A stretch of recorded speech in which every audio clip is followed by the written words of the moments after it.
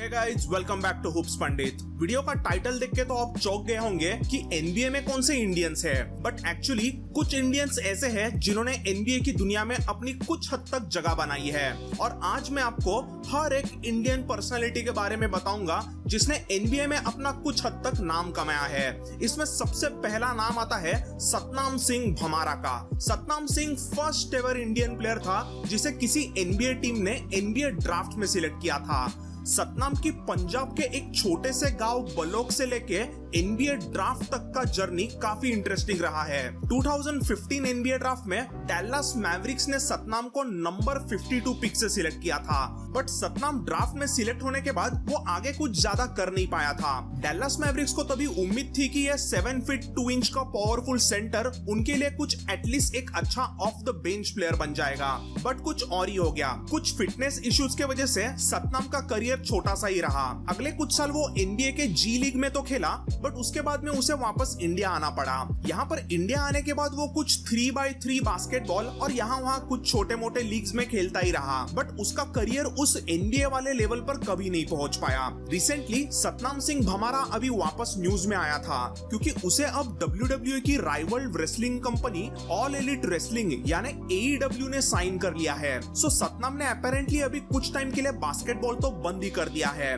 और वो अब AEW के साथ रेसलिंग की प्रैक्टिस करता है। सो AEW का प्लान है कि वो सतनाम सिंह भमारा को उनका द ग्रेट खली की तरह एक कैरेक्टर रेसलर बना दे। देखते हैं सतनाम सिंह भमारा AEW में क्या कारनामे करता है। Next up it's SIM Bhullar. SIM Bhullar किसी भी एनबीए टीम से खेलने वाला पहला इंडियन एथनिसिटी वाला प्लेयर रहा है। मैंने एथनिसिटी इसलिए कहा क्योंकि सिम भुल्लर वैसे इंडियन ओरिजिन वाला प्लेयर तो है, बट वो एक्चुअली कैनेडियन है। सो सिम भुल्लर एक कैनेडियन प्लेयर है जिसके माता पिता कनाडा इमिग्रेट हुए थे। बचपन से ही सिम की हाइट काफी बड़ी थी और बाय द एज ऑफ 16 उसकी हाइट 7 फीट की हो गई थी। SIM Bhullar new Mexico state से 2 साल खेला था और 2014 के एनबीए ड्राफ्ट तक उसकी हाइट 7 फीट 5 इंचेस की हो गई थी। 2014 एनबीए ड्राफ्ट में उसे किसी ने सिलेक्ट नहीं किया, बट उसे सैक्रामेंटो किंग्स ने उनके जी लीग के टीम के लिए खेलने के लिए मौका दे दिया।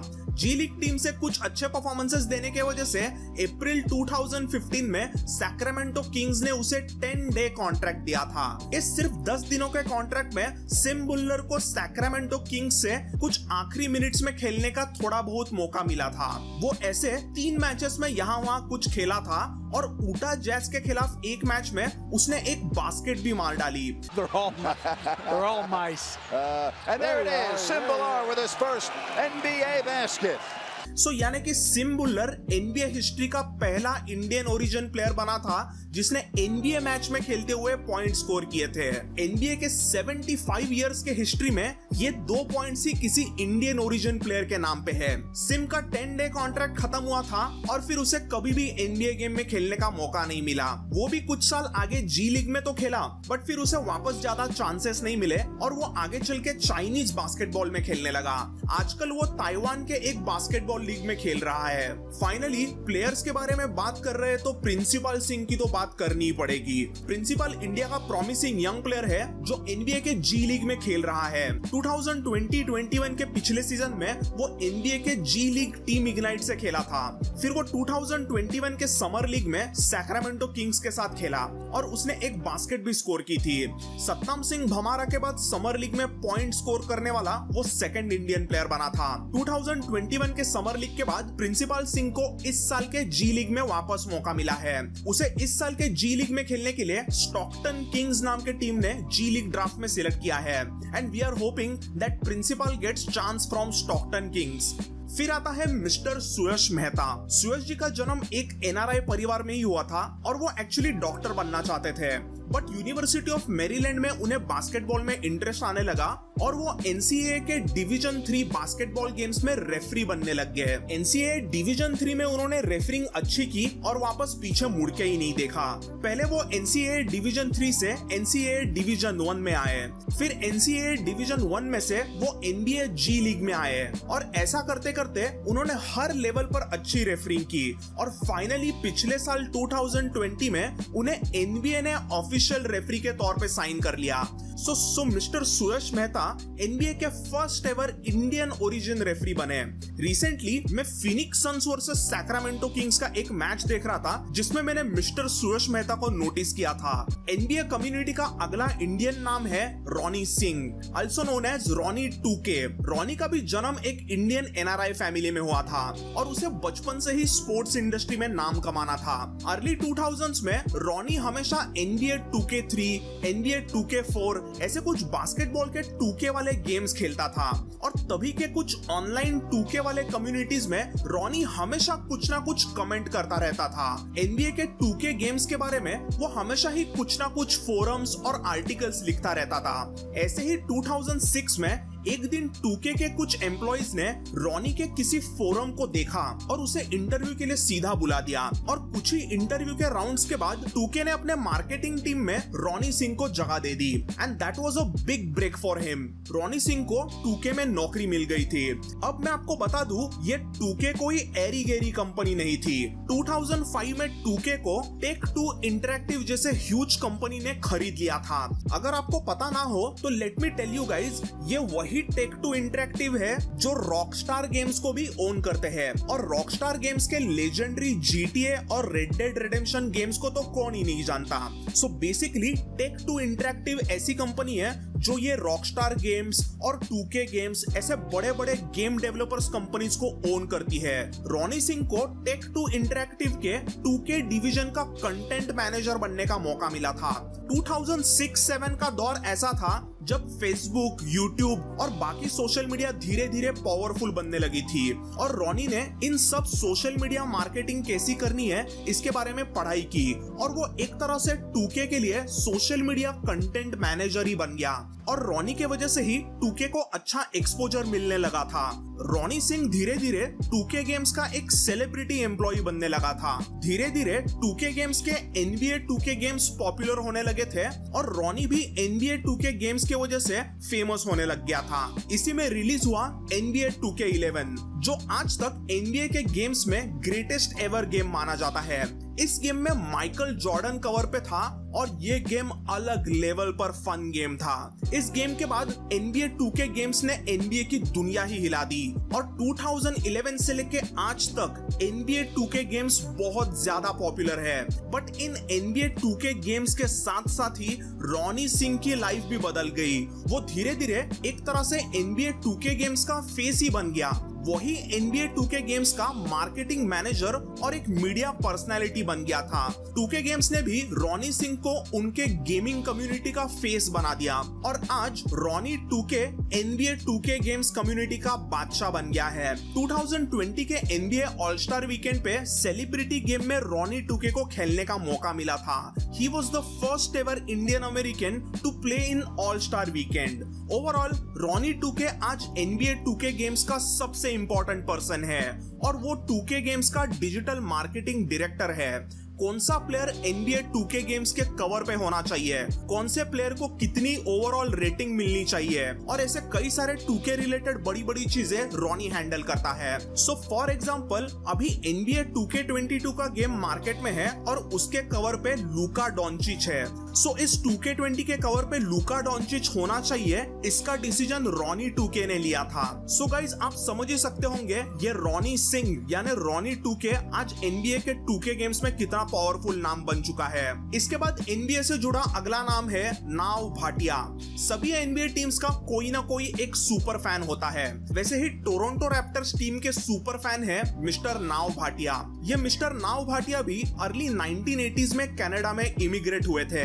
एक मैकेनिकल इंजीनियर होने के बाद भी उन्होंने कार सेल्समैन के तौर पे काम करना शुरू किया और कुछ ही सालों में वो टोरंटो के one of the best car salesman बन गए थे और फिर उन्होंने 2-3 सालों में ही अपनी खुद की कार डीलरशिप खोल दी। अगले 8-10 साल उन्होंने टोरंटो में खूब पैसा कमाया।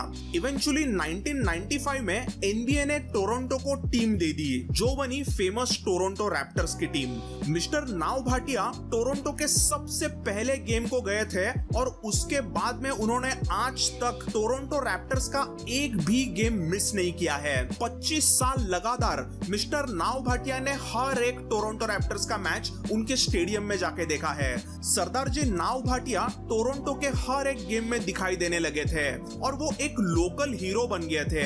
अर्ली 2000s में टोरंटो रैप्टर्स के ओनर्स ने मिस्टर भाटिया को कोर्ट साइड टिकट्स का सीजन पास देना ही शुरू कर दिया और इसीलिए वो आज भी हमें रैप्टर्स के कोर्ट साइड रो में देखने मिलते हैं। ये मिस्टर नाव भाटिया सभी एनबीए प्लेयर्स में भी बहुत फेमस है। वो एक तरह से सभी टोरंटो रैप्टर्स के फैंस को रिप्रेजेंट करते हैं। इसीलिए 2019 में जब टोरंटो रैप्टर्स ने एनबीए टाइटल जीता था तभी मिस्टर नाव भाटिया को भी रैप्टर्स की चैंपियनशिप रिंग दी गई थी।